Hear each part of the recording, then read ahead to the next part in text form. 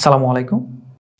আমরা পূর্বে দেখেছিলাম যে ডেভেলপার কোম্পানি এবং জমির মালিকের মধ্যে ফ্ল্যাটের যে বন্টনটা সেটা সাধারণত 50% করে হয়ে থাকে। কিন্তু সেটা কি কখনো, কখনো 30 এবং 70, 40 এবং 60 এই রেশিওতে হতে পারে? হ্যাঁ, এটা 20 এবং 80 তেও হতে পারে। কারণ অনেক জায়গা আছে যেগুলো অনুন্নত, যেখানে ডেভেলপার কোম্পানি যে বাড়ির কাজটা করবে, এই কাজটা করার পর সে যে ফ্ল্যাট বিক্রি করতে যাবে, তখন সে ওইভাবে ক্রেতা পাবে না।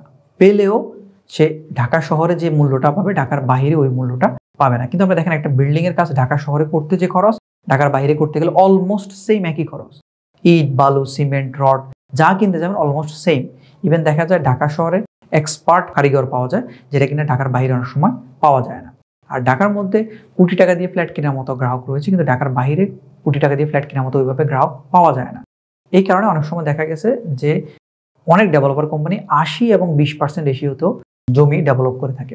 এক্ষেত্রে জমির মালিকদের যে খুব একটা ক্ষতি হয় তা না, কারণ তার যে জমিটা, তার জমির যে মূল্য, আর সে যে 20% যে কয়টা ফ্ল্যাট পাচ্ছে সেটা হিসেব করতে গেলে সে এখানেও জিততে পারে।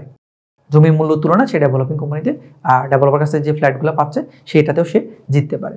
তাই অনুন্নত এলাকা, তারপর আপনার জমিতে যাওয়ার রাস্তা নেই, ডেভেলপার কোম্পানি আরও 2-3টা জায়গায় নিয়ে আপনার জমিটাও যদি ইনক্লুড করে, তাহলে আপনার ওই জমিটাও ওই প্রকল্পের মধ্যে আসতে পারে এবং রাস্তাও ভালো একটা রাস্তা পাওয়া যাচ্ছে। এই ধরনের যে এনভায়রনমেন্টগুলো হয়, এই টাইপ কন্ডিশনগুলো যখন হবে, তখন আপনাকে ডেভেলপার কোম্পানির সাথে হয়তো একটু নেগোসিয়েশনে ওকে একটু বেশি দিতে হবে আপনাকে ফ্ল্যাট। এটা সম্পূর্ণ ডিপেন্ড করেছে আপনার উপর। অনেক জায়গায় মানুষ মনে করেছে এটা লতে বলা আছে, লতে কোথাও কিছু বলা নেই যে ডেভেলপার কোম্পানিকে আপনি কত পার্সেন্ট দিতে হবে, আপনি কত পার্সেন্ট রাখতে হবে। এটা সম্পূর্ণ একদম আপনি জমি বিক্রি করার ক্ষেত্রে যেমন জমির মূল্যটা কোথাও নির্ধারণ করা নাই, মিনিমাম রেটটা লেখা আছে মৌজা রেট, এর উপর আপনি যত নিতে পারেন, এটা সেম একই রকম। এখানে কোনো নির্দিষ্ট কোনো কিছু বলা নাই যে আপনি কত পার্সেন্ট রাখবেন, ডেভেলপারকে কত পার্সেন্ট দিবেন। এটা সম্পূর্ণ আপনাদের দুইজনের মধ্যে যে বার্গেনিংটা হবে সেটার মাধ্যমে আপনি ডিসাইড করতে পারবেন।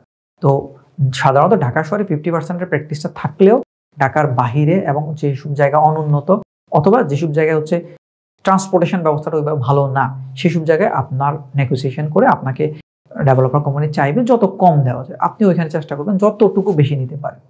আশা করি বুঝতে পেরেছেন। ধন্যবাদ। আসসালামু আলাইকুম।